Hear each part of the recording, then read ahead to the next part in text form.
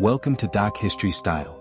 If you're fascinated by the forgotten side of history, make sure to subscribe because every episode uncovers stories the history books rarely tell. Hollywood turned Wild West brothels into places of romance, adventure, and glamorous women living exciting lives, but the truth hidden inside official records paints a far darker picture. Behind the bright lamps and lively saloons were women lured by false promises, trapped beneath impossible debts, devastated by outbreaks of smallpox and syphilis, forced to endure dangerous abortions in filthy rooms, and exploited inside towns whose economies depended on prostitution. Today, we're uncovering 15 shocking facts documented in court files, newspapers, medical journals, and historical reports. Some of these truths are so disturbing that they completely destroy the myths you've probably believed for years. First, many red light districts became organized communities that operated almost like independent neighborhoods. Imagine walking down a single street where every building existed for one purpose.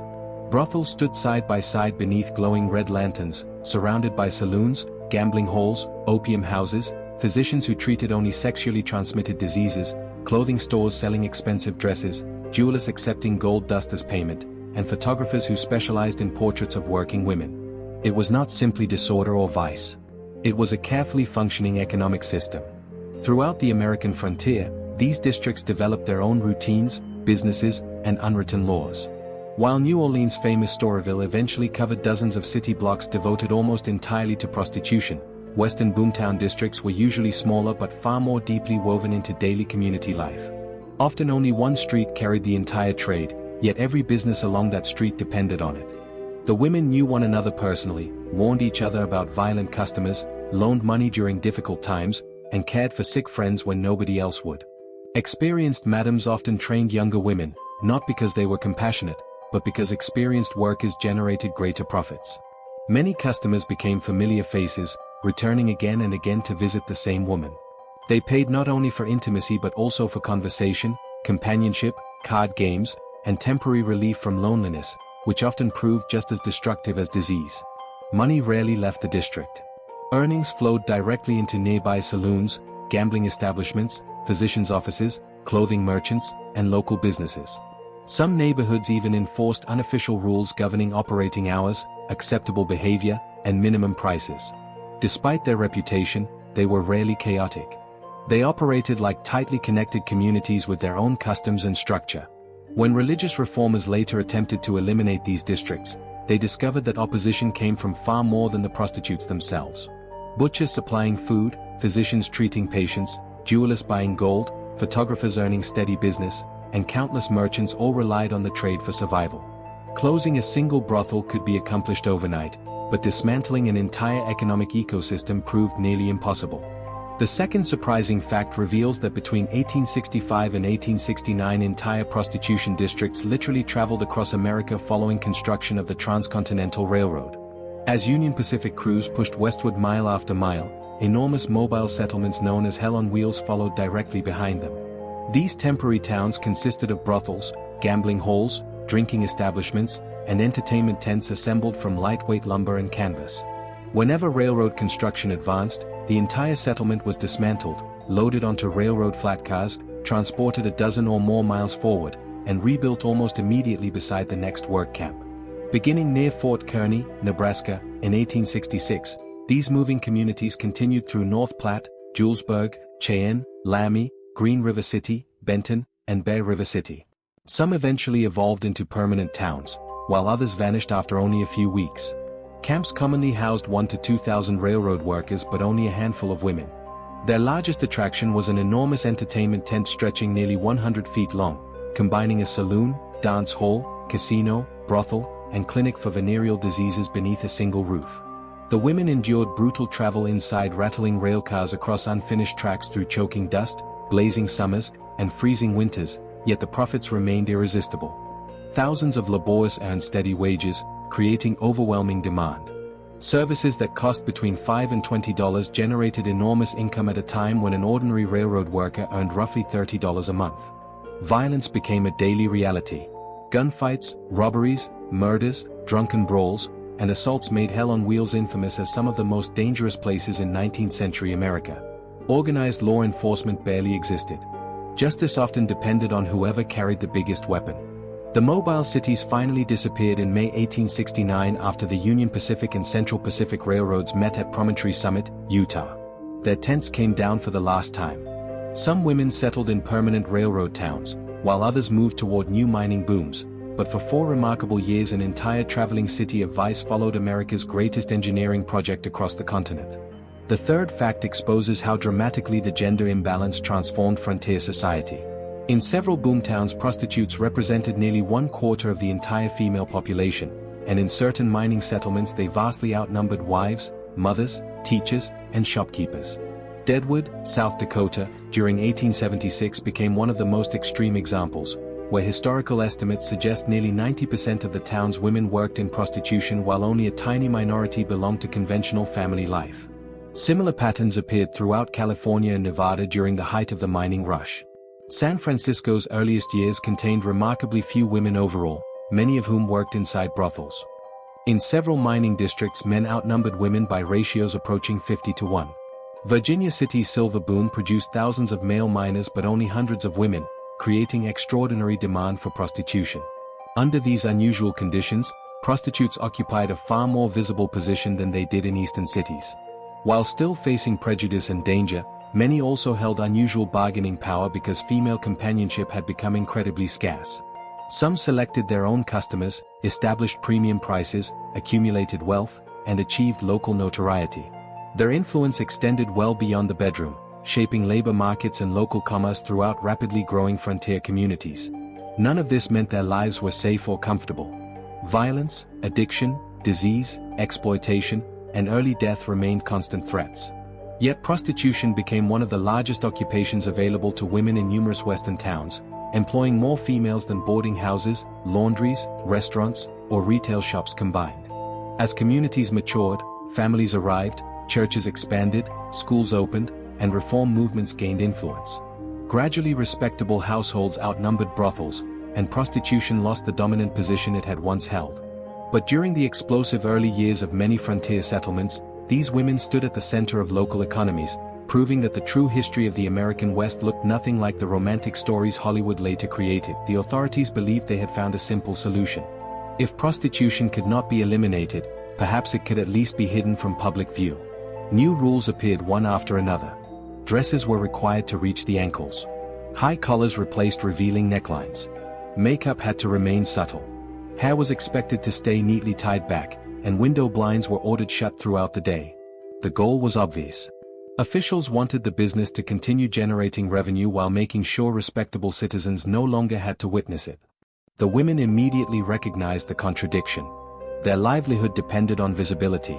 Attractive clothing, open windows, and eye contact with people walking by were the very tools that brought paying customers through the door. Instead of quietly obeying, many fought back with remarkable creativity. In Butte, Montana, prostitutes mocked the regulations by cutting small openings in their window blinds and sticking their faces through the gaps, greeting pedestrians exactly as before. Others carved new doors and windows into the rear of their tiny cribs, creating hidden passageways that eventually formed what became known as Pleasant Alley, a maze where business continued beyond the eyes of reformers. Some women simply followed the rules until customers stepped inside. Long conservative dresses disappeared moments after the front door closed. Red translucent curtains technically covered the windows while still allowing enough visibility to advertise their presence. Others painted discrete symbols and coded numbers on shutters to quietly communicate prices and available services. Officials found themselves trapped by their own hypocrisy. They could issue fines, yet prostitution itself already generated monthly fees that supported local budgets. They could arrest the women, but overcrowded jails and limited manpower made that unrealistic. They could shut the brothels down completely, but doing so would damage the economy and reduce municipal income.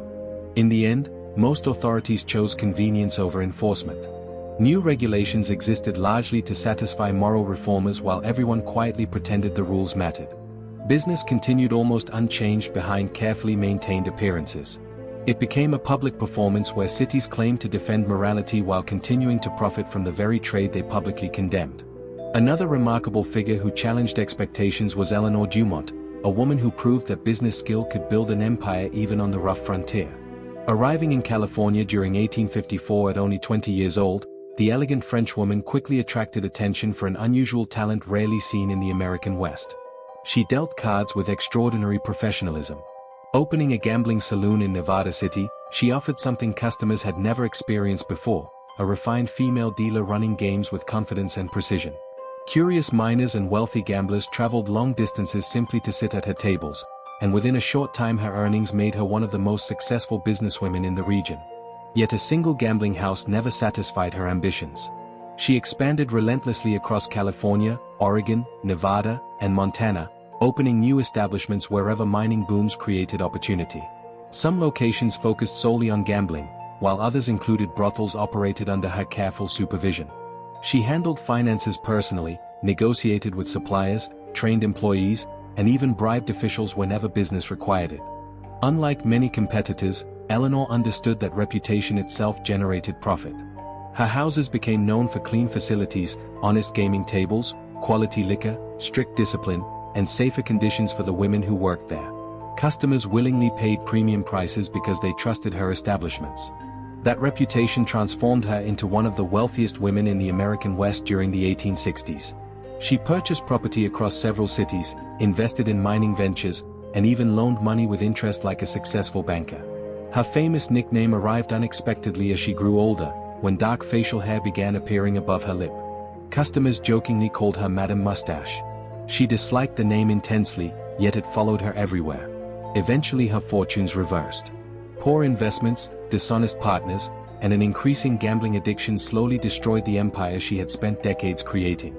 In 1879 she was discovered dead in Bodie, California, the apparent victim of a morphine overdose at only 4 to 5 years of age. She died bankrupt, but for nearly 20 years she demonstrated that a determined woman could build a powerful commercial empire in one of America's harshest frontiers. Number 12. Wild West brothels were far more than places of prostitution. In many frontier towns, they served as the unofficial social centers of the community. Men gathered there to drink whiskey, play poker, negotiate business deals, exchange news, and escape the loneliness of frontier life. Intimacy was only one part of what happened inside those buildings. Many establishments featured large saloons, gambling tables, pianos, and small stages where musicians, dancers, and comedians entertained guests throughout the evening.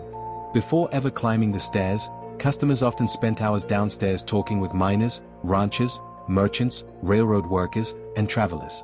Valuable information spread quickly in these places. News of a newly discovered gold vein, dangerous trails, job opportunities, cattle prices, or political changes often reached the brothel before anywhere else in town. Madams and the women working for them overheard nearly every important conversation. They knew who had struck it rich, who had lost everything, who was planning to leave town, and who was hiding secrets. That knowledge itself became valuable. Some customers paid simply to sit with an experienced madam whose connections stretched across the frontier. In isolated mining camps, the local brothel functioned almost like a private club where lonely men could enjoy conversation, warmth, and companionship after weeks of exhausting labor. Long-term relationships often developed between regular customers and particular women. They shared personal problems, celebrated successes, borrowed money, exchanged advice, and formed friendships that sometimes lasted for years without becoming romantic. Despite the prejudice of the era, brothels were also among the few places where men from different backgrounds mixed together. White miners, black workers, Mexican laborers, Chinese immigrants, Native Americans, gamblers, merchants, and cowboys could all be found under the same roof. Discrimination certainly existed outside those walls, but inside, money often mattered more than social status. For many isolated workers, the brothel offered something they could find nowhere else on the frontier: human connection. It was a business built on profit, but for countless lonely men, it also provided conversation, laughter, music, and the feeling of being noticed in an otherwise harsh and unforgiving world. Number 13. The luxurious Wild West brothel shown in Hollywood films rarely reflected reality.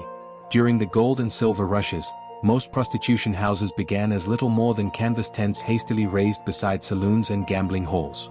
When the California gold rush exploded in 1848, settlements expanded almost overnight. Thousands of fortune seekers poured into places that had no permanent buildings, forcing businesses of every kind to operate under canvas. Prostitutes followed the miners wherever new discoveries were made, setting up temporary tents that could be packed and moved whenever another boomtown appeared. In places like Virginia City, Nevada, tent brothels became common long before wooden buildings filled the streets. Independent women often traveled with their own equipment, staying only until business slowed before moving on again. Conditions inside these makeshift brothels were brutal.